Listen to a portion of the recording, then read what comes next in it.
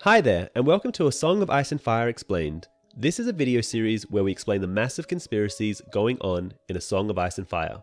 If you haven't seen our previous videos, we suggest watching those first. So let's continue on with Arya 3, A Game of Thrones. This chapter is 4,832 words long and is told from the perspective of Arya Stark.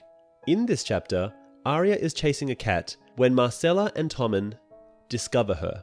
She escapes unidentified, but finds herself in the dungeons. There, she overhears two men talking about killing her father.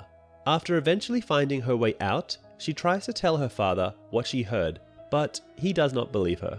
Arya is chasing a one-eared black tomcat as part of her training with Syrio Forel.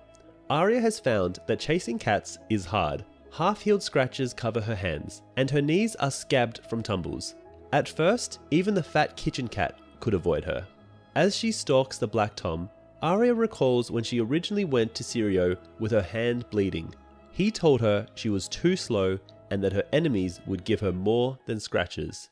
The castle is full of cats, all of which she has caught and brought to Syrio, except for this one, which a gold cloak claimed was older than she was. It had even snatched a quail from Lord Tywin's fingers once.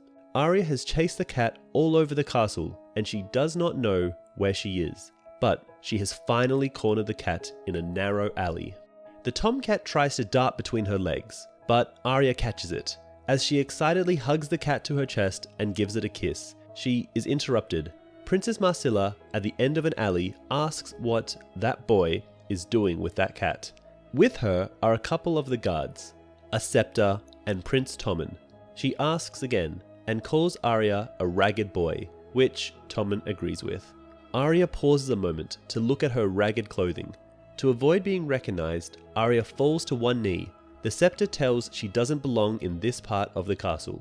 Arya is sure that as soon as she speaks, the children will recognize her. The scepter tells the guards to bring Arya to her. Arya panics and escapes the grasps of the guard, runs over the prince, and avoids the other guard. After a short chase, Arya sees a window above her, not much more than an arrow slit wide. She leaps up, grabs the sill, and pulls herself through. Arya continues her rush, ending up lost in a dark cellar and thinking of the trouble she will be in if she was recognized. After listening for a long time, she hears no pursuit. She remembers her nightmares of getting lost in the Red Keep, even though her father had told her it was smaller than Winterfell. Arya plans to count to 10,000. By then, it will be safe to come out. By the time she reaches 87, Arya can make out the large shapes of monsters all around her.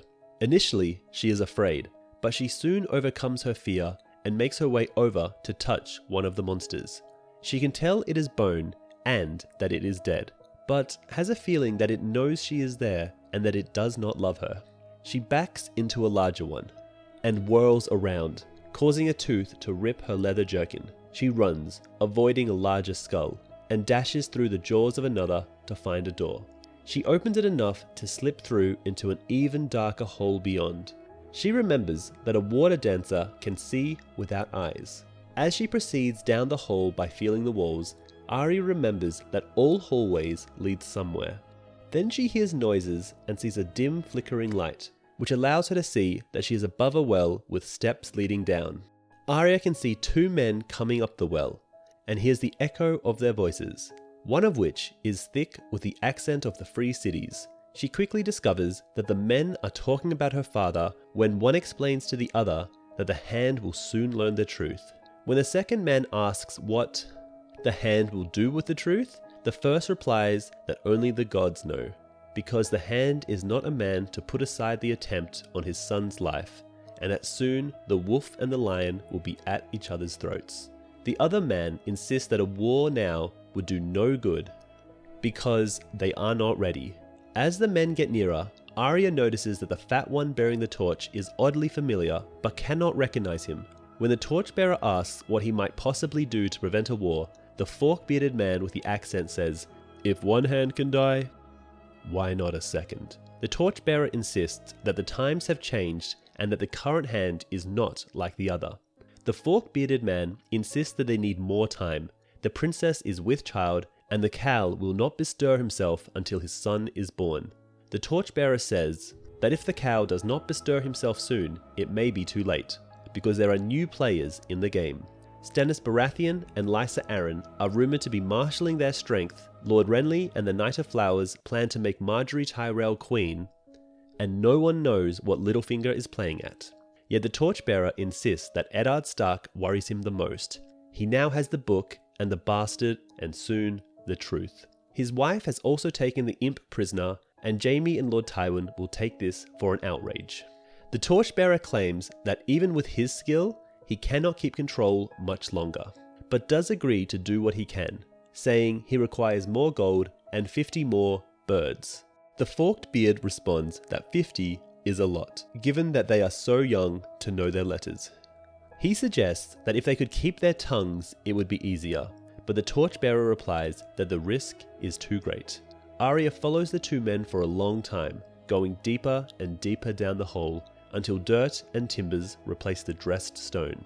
After miles of following, the men are gone, and Arya, blind and lost, can see no way to go but forward.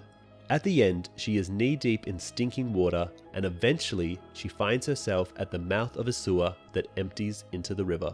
She is so dirty and stinky that she removes her clothes and swims until she feels clean. When she looks around, Arya can see the Red Keep on its hill, miles away. When she finally reaches the gate to the Red Keep and asks to be let in, the two gold cloaks on guard sneer at her because she looks like a beggar. She tells them she is not a beggar. She lives there and she wants to see her father. One of the guards jokes that he wants to fuck the queen for all the good it does him. When Arya insists her father is the hand of the king, one of the guards tries to strike her, but she jumps away and insists she is Arya of House Stark, and if they lay a hand on her, their heads will end up on spikes.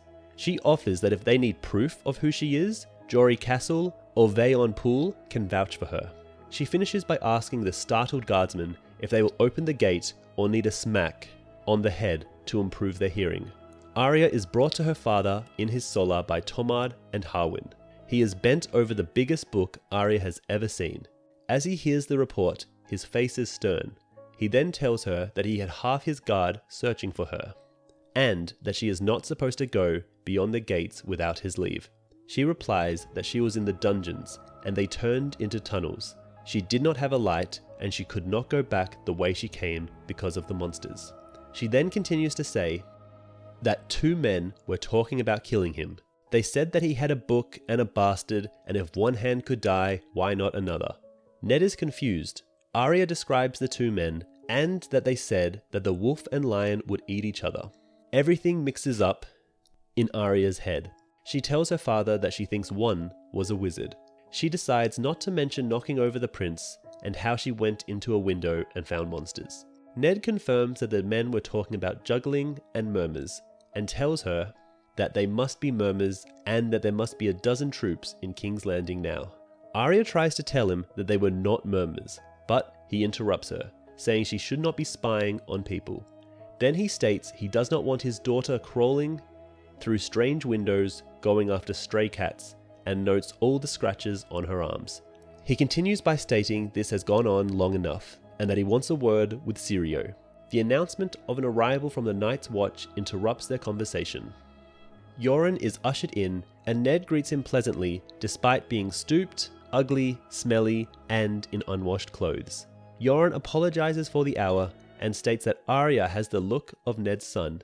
Arya replies that she is a girl, and then asks about her brothers, since she assumes Yoren must have come by way of Winterfell, and if he can deliver a letter to Jon, thinking Jon will believe her story of the men in the dungeon. Yoren explains to Ned that he is there to find men for the wall, but he has other news that should be told in private. Ned tells Desmond to show Arya to her room. She asks if anything bad has happened to Jon or her uncle, and Yoren tells her that Jon is fine.